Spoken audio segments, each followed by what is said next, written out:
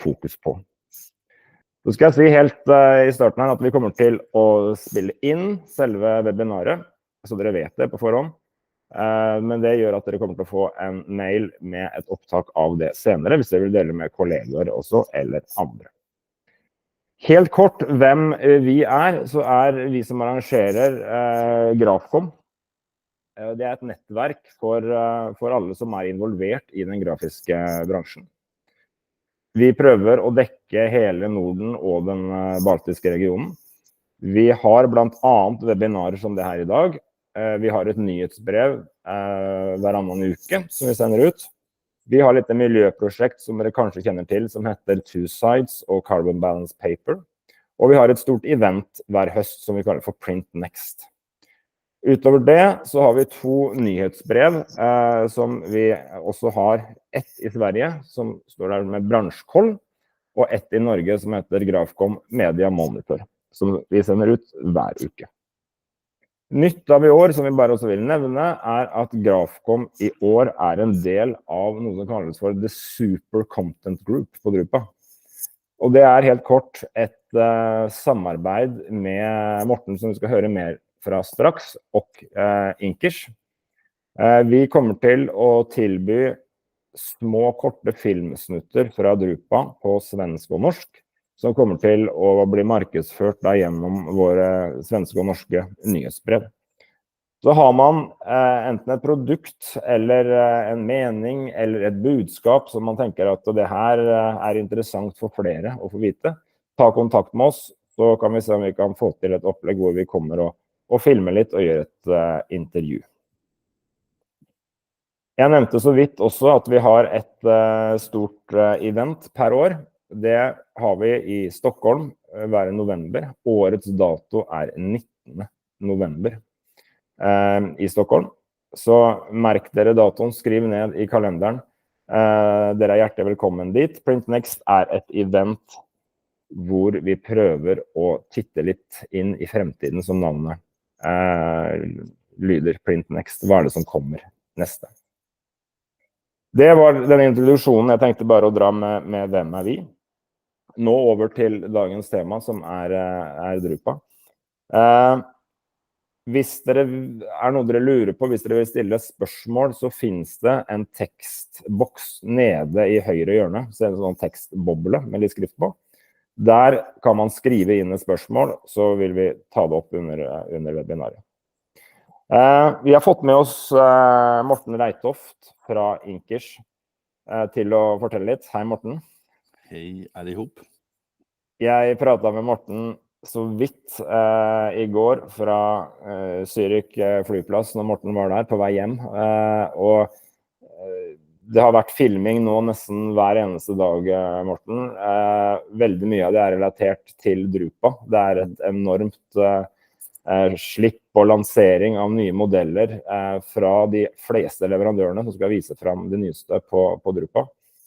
Så jeg vet at det veldig busy dager, men det gjør også at jeg tror at du har bedre oversikt over hva som over hva vi kan forvente oss, og hva vi bør ha ekstra øye på der nede. Jamen, tak for introduktionen, Magnus. Og Ola og Magnus og jeg, vi prøvde det I lidt en time siden, han besluttede, at jeg skulle forsøge at gøre det her på mit skandinaviske, ikke så bra svensk-norske språk. Men jeg håber, at I forstår, hvad jeg siger. Og om I ikke forstår, så please let me know. Jeg tykker, det vil være tråkigt, om vi skulle gøre det I engelsk, når vi ligesom only from Scandinavia. Men tak så mye igen for invitationen, og det jo kunstigt, for jo mere man vet, jo mindre vet man. Og jeg vil sige, at det som interessant omkring dette års Drupa, som først og fremmest, så blev Tykke jo annulleret på ikke så bra sæt, fordi at det blev annulleret fra Drupas side en dag efter, at ansvars for tilbagebetalinger, tilbagebetalinger på standfares og så, var blevet overskredet. Og næste ting, det var, at de gjorde det på den dag, hvor det tyske regering så ja til at betale alle messecentre i Tyskland for kompensation for annullerede messer. Så det var et lidt kunstig situation, fordi at branchen globalt set kom til at forlore ganske mange penge, kanskje flere 100 millioner euro i det samlede budget. Og det selvklart har også haft en vis influens på markedstiden efteråret. Til eksempel har Horizon sagt til mig, at de kommer aldrig til at gøre produkter i forholdene til Drupa Cycles anymore. Så det bliver sådan, at de fleste herstillere, det er tysk, de fleste udstillere, de fleste mennesker, som jobber på produktion af printing og færdiggørelsesudstyr, de kommer ikke at gøre det præcis i forhold til Drupa, men de kommer til at præsentere produkterne, når de er klar. Og derfor får man jo den her fråga, er fremtiden så også, at man har messer, eller kommer det til at være noget, som går nedad? Og i 2016, der var der 260.000 besøgere på Drupa. Men Drupa selv siger i år, at de forventer 200.000 besøgende. Så det er jo fortfarande en jättestor messe, men det er jo også et fald på næsten 20% eller så. Og derfor så har messen redan fået et lidt anderledes position i markedet i forhold til førhen. For eksempel så er der omkring 1400 1400 udstillere, hvor der var næsten 2000 i 16. Og det, som har gjort, at den her messe bliver ganske anderledes for de besøgende denne gang, er også, at 30% af alle udstillere, næsten 30% af alle udstillere, kommer fra Kina.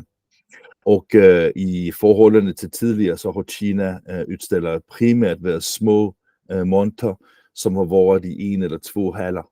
Men i år er det så, at 11, 12 og 13 er næsten anbart kinesiske. Og det har vi i Flon Enkis været lidt kritiske i forholdet til, fordi mange af de her udstillere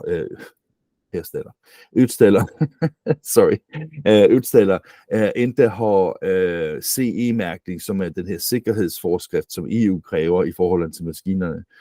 Og også, at mange af maskinerne er teknologisk set kanskje 1, 2, kanskje 3 generationer tilbage fra de vestlige produceret maskiner. Så det er jo en ting, som bliver ganske anderledes på Drupa i år i forhold til tidligere. Til gengæld, så de udstillere, som vi har prøvet med, som kommer til at være på Drupa, er all in. Så det bliver ikke, man kommer ikke til at få en tråkig oplevelse af, at der er downtimes for Drupa. Man kommer til at se store monter, man kommer til at se monter, som ser vældig snykke ud, og man har gjort ganske store investeringer i at få de her monter til at se bra ud. Og der kommer til at være masser af udrustning på messeren, som man kommer til at se på et lidt anderledes sæt end også tidligere. Fordi tidligere har det været meget sådan, at man har haft en maskine her, en maskine her, en maskine her. Men næsten alle dem, som vi prøver med i år, kommer til at vise fulde, komplette workflows. Så det er fra mjukværdelen til produktionsdelen til færdiggørelsedelen. Og HP, som er i hal 17, de har den anden udstiller, som har en hel hal. De kommer til at have 8 ulike workflows, som kommer til at vise deres teknologi fra Indigo til også til deres TC Inkjet web-based udrustning. Og de kommer til at gøre det tilsammen med partnere fra både Technow, Hunkler, Møller Martini, Horizon. Så det bliver interessant at se, at man kan komme ind og titte på en fuld løsning fra mjukværdelen til man har et færdigt produkt. HP kommer også til at præsentere den første, skal vi sige, rigtige ikke rigtigt, men en robot, som er autonom, som er en MRS, som er en robot, som kommer til at tage paller fra en trykmaskine til enten den næste proces, færdiggørelse eller forædling.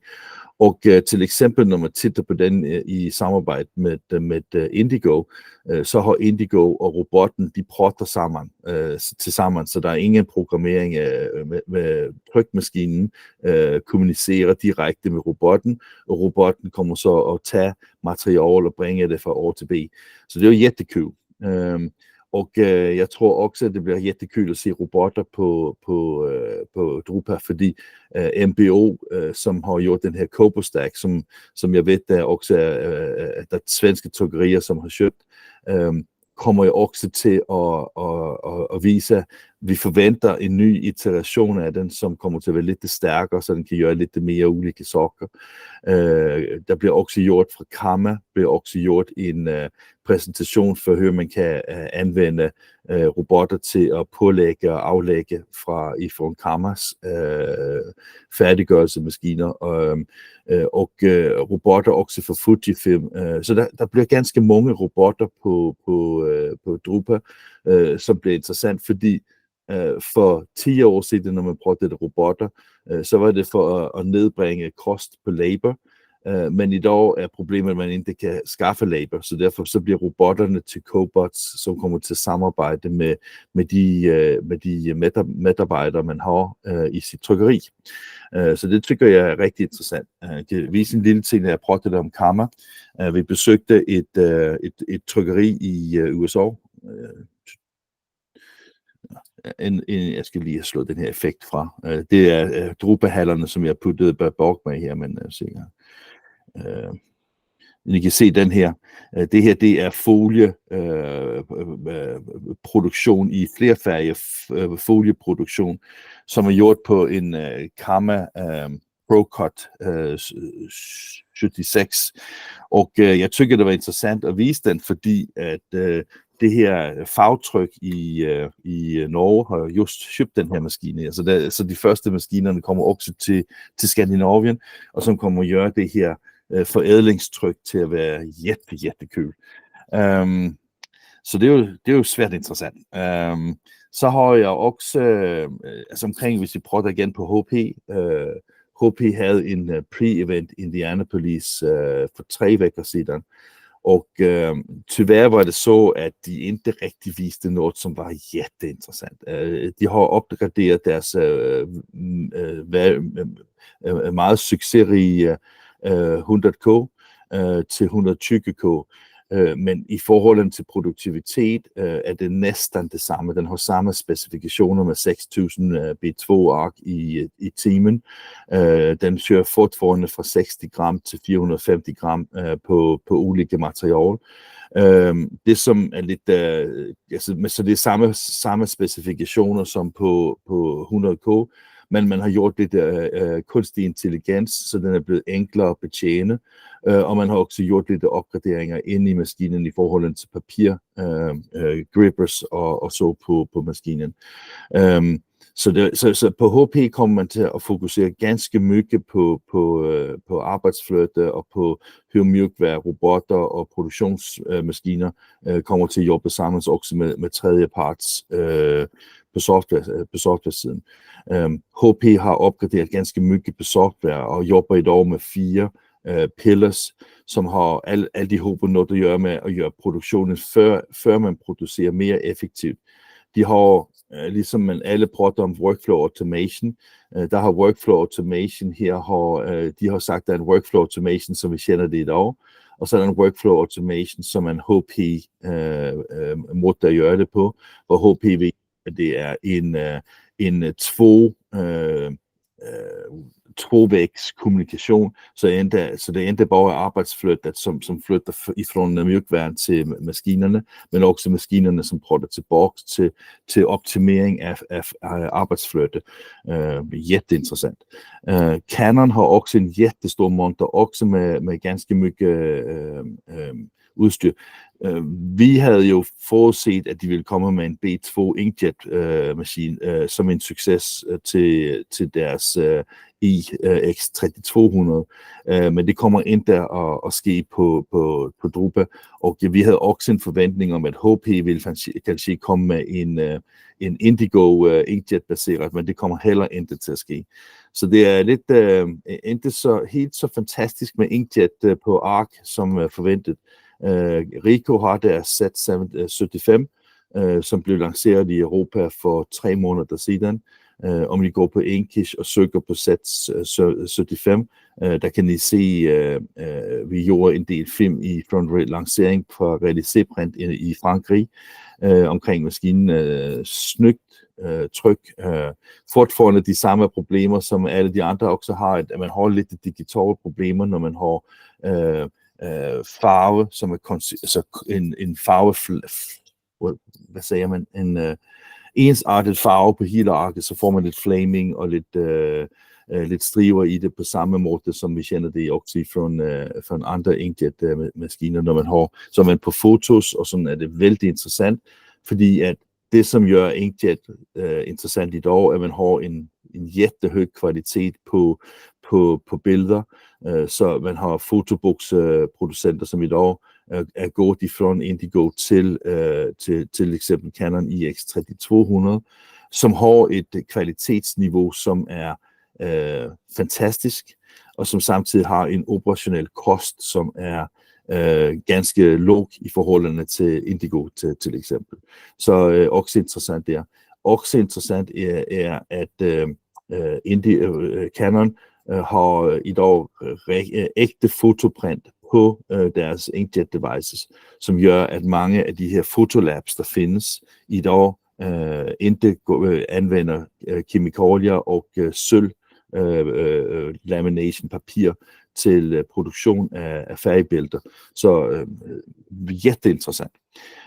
Så har vi på arbejdsflyt-siden, der er der særskilt 2 foretag, som jeg vil titte på. Det er et nyt foretag fra Belgien, der hedder Atomics. Atomics gør en slags API-integration imellem ulike cloud-baserede løsninger.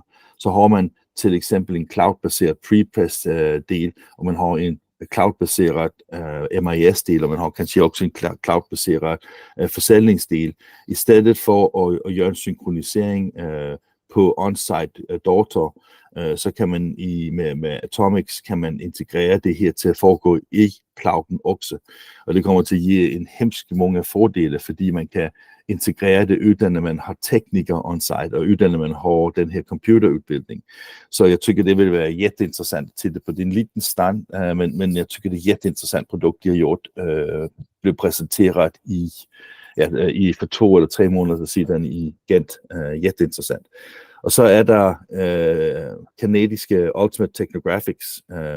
De har ikke bare opdateret InfoStrip, men de har nu også Ultimate Bindery, som gør, at det er direkte integreret med både Horizon og Plugmatic og Duplo og jättemånga af de her færdiggørelsesmaskiner, som vi ser i trykkerierne. Og det vil sige, at man har sit arbejdsflyt, kommer til at gøre, at man har en total integration imellem pre-press, press og post-press. Og når man titter på den integration, der er, så er det jätteinteressant, fordi at man har ikke bare et bra imposition og mjukvær til at gøre de her saker med, men man har også nu en skalerbarhed, så man kan købe en liten processor for daglig arbejde, og når man så har et peak, så kan man betale mere bare i peaket. Så man har en skalerbar mjukværsløsning, som kommer til at gøre, at man i stedet for at have mange ulike mjukvær for ulike saker, man kan have endast en, som kommer til at håndtere kanskje 80-90% af alt det arbejdsflyt, man har i sin produktion. Så jeg vil gå til der og prøve med Ultimate Technographics. Vi har gjort ganske mange film fra trykkerier, som anvender Ultimate Technographics, og det er ifrån ganske jättesmå trykkerier til jättestore trykkerier. Der Ultimate Technographics jätteskalerbart, så det er jo selvklart interessant at titte på. En anden ting, og jeg ved, jeg har lidt brugt om tid nu, men jeg skynder mig lidt, er også selvklart, når man tittar på offset-delen. Men Roland er den enda af de store producenter, som ikke udstiller på Drupa. Men Komori udstiller, de har et lille fokus på forpakning, og præsenterer det. Jeg tænker, det er JL40, som de kommer at præsentere, som er ikke en ny maskine, men som har en lidt ny konfiguration i forholdene til den del af det. På Heidelberg, der er det andet, som jeg har set, der man har gjort en opgradering på 106'eren til at køre nu den der 21K-version. Og jeg har været lidt kritisk omkring det, for selvklart er det jo bra med højere hastighed for dem, som har volumen til det. Men for de fleste trykkerier i dag, så er kan man sige, OEE og utilization jättelåg. Og det er derfor også, at flere og flere trykkerier titter på at gå digitalt i dag i forhold til offset, fordi man ikke har den volumen, som der var på 80-tallet og 90-tallet. Men man skal selvklart gå og titte på Heidelberg stand for at se, hvad det er, som de har ellers præsenteret. På Koenig & Bauer stand, der har man to muligheder, fordi man har både Koenig & Bauer og Koenig & Bauer Durst. Og jobber man med forpakning på så har jeg var på 2 år siden, hvor jeg i Dresden for at titte på den nye Varijet, som er en inkjet-baseret maskine, som også bygger på samme printheads, som har ungefær 6.000 sheets per hour i 7 færgproduktion, og det er beregnet til at køre til forpakningen i 24 timer hver år, bygget på en Rapida-platform, og det ser jättebra ud, vældig interessant, og i forhold til Koenig & Bauer, som også har Iberica færdiggørelseudstyr, ser det ud til, at det her med at gøre både stands og blanking og stripping i en proces, er noget, som både Koenig & Bauer og også andre titter på, som er interessant i forhold til tingene. Når vi titter ganske mye på Koenig & Bauer i dag, så er det fordi Koenig & Bauer er den anden af de 4 store, som ser ud til at have en mycket dedikeret digital strategi i forholdene til, man jobber sammen med HP på Corrugated, man jobber sammen med Durst på Folding Carton, man har gjort sin egen Rotojet, som er også på liners til Rotojet, men som har en affærsmodel, der er lidt interessant, fordi når man køber inkjet i dag, så er man bundet op på at købe hos den leverandør, som leverer maskinen. Men på Rotojet, der kan man købe hvilken som helst færge, man har lyst til, så det giver et nyt sæt af konkurrence i forhold til inkjet. Så det kommer vi til at titte jättemycket på Drupa også, som jeg tykker er interessant. Så var jeg i går hos Møller Martini, og der så vi en ny line, de kalder det Book Factory, hvor man har kombineret ind til en total bogproduktion, som i dag kan køre 4.000 books per hour, når det er konventionel produktion, og 2.000 books per hour, når det er en digital produktion. Og når det er digital produktion, så kan hver enkelt bog kan have sin egen format, sin egen spine, og det kræver endast, at man har 2 medarbejdere til at jobbe på den her maskine her, som gør alt ihop fra, man har i det her tilfælde var det en rullebaseret inkjet-maskine, til man havde en færdig bog, som kom ud, og som man kan have et setup for både hardcover og for softcover books. Så det var jätteinteressant. Og når vi nu prater om bog, det er det sidste, som vi kommer at prate om nu her, så er selvklart Horizon, som er jättestærk i markedet. Kommer jeg tænke at fokusere lidt på bogproduktion, fordi BQ 500 har jo fået den her gaze station, så man også kan gøre, bookblocks for hardcover-produktion i den samme maskine, som man gør sine færdige bøger på. Og jeg tror, det bliver jätteinteressant at se, hvordan Horizon i fremtiden også kommer til at gøre. Jeg tænker, de kommer at gøre hardcover-produktion, og jeg tænker også, de kommer til at gøre produktion med flaps. Det har været en af de ting, som har været kritiseret på Horizon, men ikke i BQ og HT1000 kunne gøre en bogproduktion med flaps. Så det er nogle af de ting, som jeg tænker, der vil være interessant at titte på. Og selvklart mycket mere at se på. Der kommer den nye Landa SL11. Jeg så den i sidste vække. Jätteinteressant teknologi. Hycon kommer med deres nye Beam 3, som er jättefort og interessant også, man gør inde i forpakning. Og selvklart jättemycket mere. Men så det her, det var bare en lille bit, og jeg håber, at I tykker, det var interessant at komme med frågor om ni har nogen.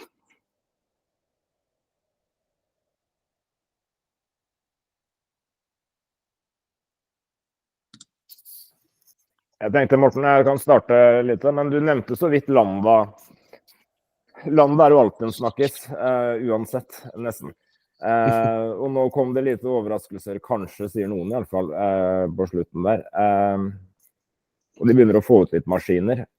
Hva er ditt synspunkt på det? Det nye, bygger det på stort sett det som har vært, eller er det noen virkelig store nyheter i det de kommer til å komme med nå? Nej, altså den nye S11 og 11 er i princippet den samme maskine som den gamle. Det som er nyt, som man også har gjort på S10, er at man har replaced hot air drying med infrared drying. Så i det som er det jättenye i 11 er at man kan købe et 11 module til maskinen, og det kan man også til S10, som gør at den får en produktionshastighed på 11.200 B1 ark i timen. Så det bøjer at nærme sig den produktionshastighed, som man havde lovet i 2012 og 16. Og så har man gjort et nyt kamera-inspektionssystem på den, som gør, at nozzle effects og at der er en RI-engine, som kommer titte på, hvor er de typiske fejl på print, og hvordan kan vi kompensere for det. Så det är också intressant. Mårten, jag har en fråga angående Kina. Du sa att det är 10:30 till 13 och att många av utställarna där då de saknar CE-märkning på maskinerna. De kanske ligger efter utvecklingen, men det finns ju också många kinesiska leverantörer som ligger väldigt långt fram i utvecklingen och som har varit väldigt framgångsrika. I Sverige är det många som särskilt på skärbordssidan köper kinesiska bord, storformatsskrivare och som verkligen ligger i framkant. Finns de på plats också? Selvklart. Altså du tænker på Hanglory og den type. Ja. Jamen altså selvklart findes der også bare kinesiske producenter. Man skal jo komme ihåg, at når man prater om Kina, vi har alle sammen produkter, som er produceret i Kina, som fungerer bra. Det som jeg tykker er lidt tråkigt, når man titter på Europa, det er, at når vi nu har når man titter på Europa i forhold til Kina, så har vi i Europa et mycket højere niveau af automatisering i forhold til USA til eksempel. Og når man så titter på Kina, hvor man har så låg lønninger, så deres integrationer til arbejdsfløjte, deres integrationer til vestlig mjukvær, er på et helt andet sæt, end det er for de fleste. Fordi man har ikke det problem med arbejdskraft i Kina. Man har ikke det problem med, at man måste være så effektiv som muligt, som vi har i Europa. Så når man titter på en maskine, til eksempel fra Hanglory, så er det jo også en maskine, som har udviklet sig fra endast en kinesisk produkt til at være et internationalt produkt. Og de produkter, som er internationale, har selv klart, de konkurrerer jo med alt, som er internationalt. Det vil sige, de måste integrere til SK, hvis det er emballage. De måste gøre alle de her ting, som der er. Men som udgangspunkt, så er de fleste af de kinesiske udstillere, der er, de her produkter, som inte, jeg tænker ikke, de har en plads i det europæiske marked. Og derfor, når man så går på en messe som Drupa, så vil der være hemsk mange ting, om man går i halv 11, 12 og 13, som kanskje ikke er interessant. Og det kommer jo så til at give en anden impression af Drupa i forhold til gamle dage. Så det er sådan lidt på det sæt. Og så tykker jeg også, det er vigtigt, at man prater omkring arbejdsforhold. Altså i Kina, jeg pratede det med nogle sidste vækker, der er det ganske normalt, at når man jobber som en almindelig arbejder på en fabrik, som gør udrustning til grafisk industri, så er arbejdstiden fra klokken 8 om morgenen til klokken 10 på kvelden. Altså, og vi har et politisk system, som vi endda gælder faktisk. Så man måste også sige, vil man købe produkter, som kommer fra nogle politiske lande, som har et andet sæt at drive deres samhælde på. Det er jo også en fråga, man måste fråga sig selv from time to time. Tycker jag. Yes.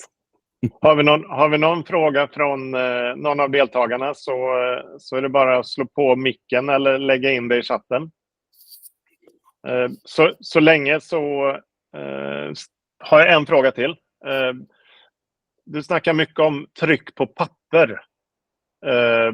Papper och förpackningsmaterial, men en stor del av branschen går ju mot nya produkter. Man trycker på tyg, man trycker på hårda material som muggar och pennor och whatever. Ja. Hur ser det ut på Drupa? Jeg har ikke haft tid til at titte så mycket på det, måste jeg sige. Men selvklart er der jo ganske mange udstillere, som har DTG og DTF, som Jonas forsker på. Altså, der vil være jättemycket. Jeg ved, at Brother vil blive der. Jeg ved, at Roland DG vil være der. Jeg ved, at alle de store vil være der. Og jeg glemte at sige, fordi vi også prøvede at være med ikke der. Altså, Aqua er ikke der. Xerox er ikke der. Men selvklart, når vi prøver på de her type produkter, som er mere i merchandise-segmentet, og på beklædning og så, hemsk mange. Altså, det er jo det, som der er interessant med Drupa, det er, at det er nok den enda messe i verden, hvor man kan komme og titte på alt ihop. Næsten alle segmenter vil være repræsenteret på Drupa.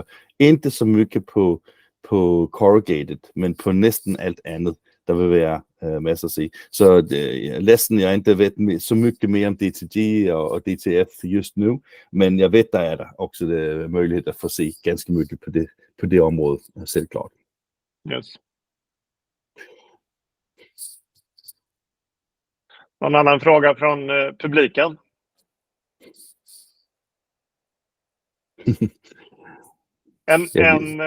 Vi har några minuter kvar. Jag tänker på, kanske inte så mycket 2016, men på mässorna innan det så har det varit i små hallar, jag vet inte vilka nummer det är, ganska mycket startups, små mjukvarubolag. Finns det representerat den här gången? Ja. Hvis man kigger på min, så kan man sige, jeg ved ikke, om min finger kan ramme den der, men halv 7. Det er DNA Cube, som er den stand, eller den hal, hvor der er startups, som er jättesmå stande, men som er lidt folk, som er kommet ind og kan udstille med nye tanker. Der er ikke så mange i år, som de andre år. Og så er det selvklart, at 7,